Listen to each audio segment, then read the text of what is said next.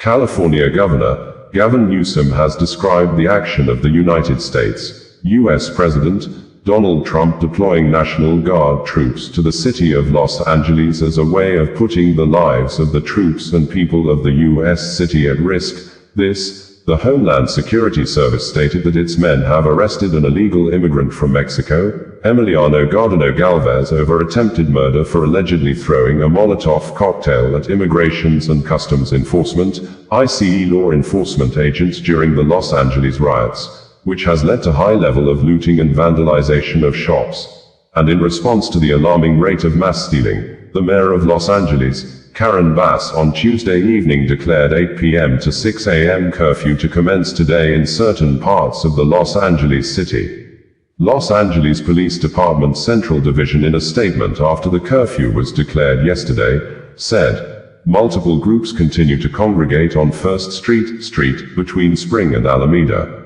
Those groups are being addressed and mass arrests are being initiated. Curfew is in effect. Curfew is in effect in downtown Los Angeles. Any person who remains engaged in unlawful assembly or criminal activity will be detained and arrested, the police said. California Governor Gavin Newsom, in a video and written press release, said that Donald Trump, without consulting with California's law enforcement leaders, commandeered 2,000 of our state's National Guard members to deploy on our streets. Illegally, and for no reason. This brazen abuse of power by a sitting president inflamed a combustible situation, putting our people, our officers, and the National Guard at risk.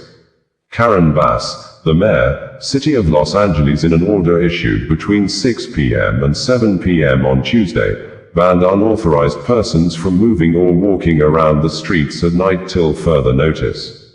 The curfew declaration order reads verbatim below. Whereas, on June 10, 2025, I declared a local emergency within the city of Los Angeles resulting from the civil unrest following the escalation of immigration enforcement procedures of the federal government, including the unilateral activation and deployment of the California National Guard and United States Marines. Whereas, preceding the declaration of this local emergency, while the majority of protesters acted lawfully, there has been a significant amount of criminal behavior, including violence against first responders, vandalism of public and private property, looting of businesses, and failure to follow the lawful dispersal orders of the Los Angeles Police Department.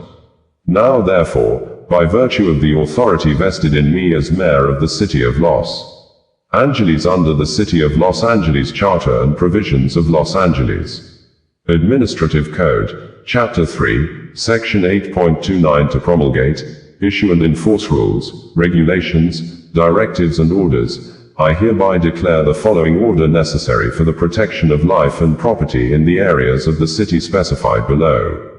1. No person, except as set forth below, shall be upon any public interest, avenue, boulevard, place, alley, park or other public place or unimproved private realty within the area bounded as follows. The area depicted on the attached map, the boundaries of which are formed by the merger of the 5 and 110 freeways on the north side of the curfew area, by the 10 freeway on the south side of the curfew area, by the 110 freeway on the western side of the curfew area, and by the 5 freeway on the eastern side of the curfew area, between 8 p.m. and 6 a.m. the following day. This order shall not apply to peace officers, firefighters, emergency operations, organization, EOO, personnel, the National Guard, any other responding military personnel deployed to the area, individuals traveling to and from work, residents, emergency medical services personnel, individuals seeking medical treatment, individuals working on a public works or improvement construction project, utilities personnel, credentialed media representatives engaged in news gathering, or any persons experiencing homelessness who are sheltered in the affected area. Any violation of this order shall be subject to enforcement and penalty as provided under Los Angeles Administrative Code, Chapter 3, Section 8.77 and 8.78. This order, as herein amended or modified, shall remain in effect until such time as the declaration of local emergency is terminated, or sooner at the direction of the mayor. Mayor Karen Bass on her ex social media handle a few hours after the curfew declaration, said, "I issued a curfew starting tonight at 8 p.m. for downtown Los Angeles to stop bad actors who are taking advantage of the president's chaotic escalation. If you do not live or work in downtown LA, avoid the area. Law enforcement will arrest individuals who break the curfew, and you will be prosecuted. Violence and looting undermines our focus to protect families and leads to chaos. Don't weaken the movement. Damage to our city will not be tolerated and individuals will be prosecuted." In another engagement, she said, "The Trump administration told us they were going after violent criminals, gang members, and drug dealers. But they went after a Home Depot. They're going after families and children. That does not make Los Angeles more safe." On Saturday, the president posted a message about what a great job the National Guard did in LA. "They didn't even get here until Sunday. This entire effort is solely to cause chaos, and the people of Los Angeles, and our troops, don't deserve it." Homeland Security Service in a press statement said that, on June 9, 2025, I.C.E. agents in Los Angeles arrested Emiliano Garduno Galvez, an illegal alien from Mexico, for attempted murder after he threw a Molotov cocktail at law enforcement during the Los Angeles riots. Garduno Galvez had previously been deported. He has a previous criminal record. In 2024, Garduno Galvez was arrested by the Anaheim Police Department for grand theft and by the Long Beach Police Department for a DUI. These are the types of criminal illegal aliens that rioters are fighting to protect.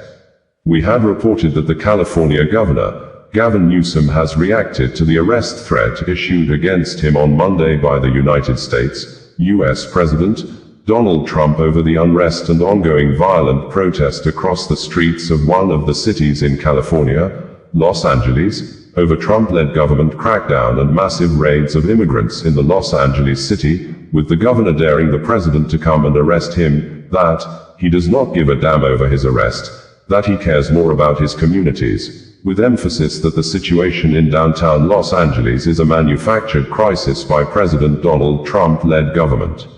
It would be recalled that riots and civil unrest by Americans broke out across Los Angeles on Friday and continued throughout the weekend into this new week to protest local raids conducted by the U.S. Immigrations and Customs Enforcement, ICE, with the protesters apparently overpowering and overwhelming Los Angeles Police Department, LAPD, which thus appears to have prompted a strong response from President Donald Trump. California is no stranger to immigration enforcement, but instead of focusing on undocumented immigrants with serious criminal records and people with final deportation orders, a strategy both parties have long supported, this administration is pushing mass deportations, indiscriminately targeting hardworking immigrant families, regardless of their roots or risk. What's happening right now is very different than anything we've seen before. On Saturday morning, when federal agents jumped out of an unmarked van near a Home Depot parking lot, they began grabbing people, a deliberate targeting of a heavily Latino suburb. A similar scene played out when a clothing company was raided downtown. In other actions, a U.S. citizen, 9 months pregnant, was arrested, a 4-year-old girl taken, families separated, friends quite literally disappearing. In response, everyday Angelenos came out to exercise their constitutional right to free speech and assembly, to protest their government's actions.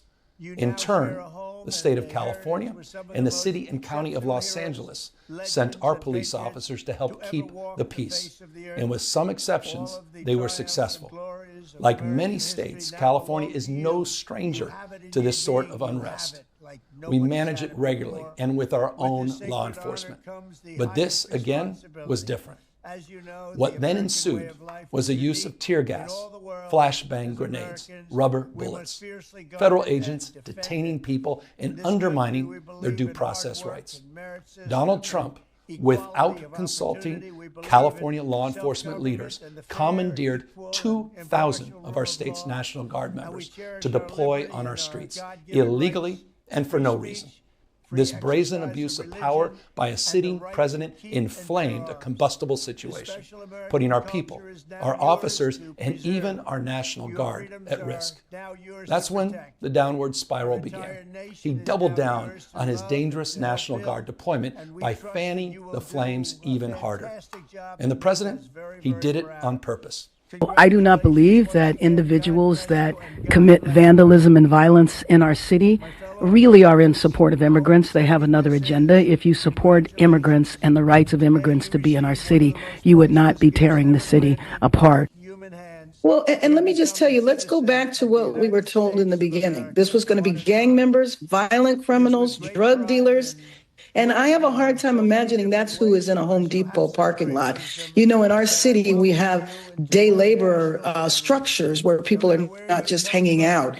And so they were waiting. And day laborers are people who work every single day. They seek employment day after day. They are just trying to survive.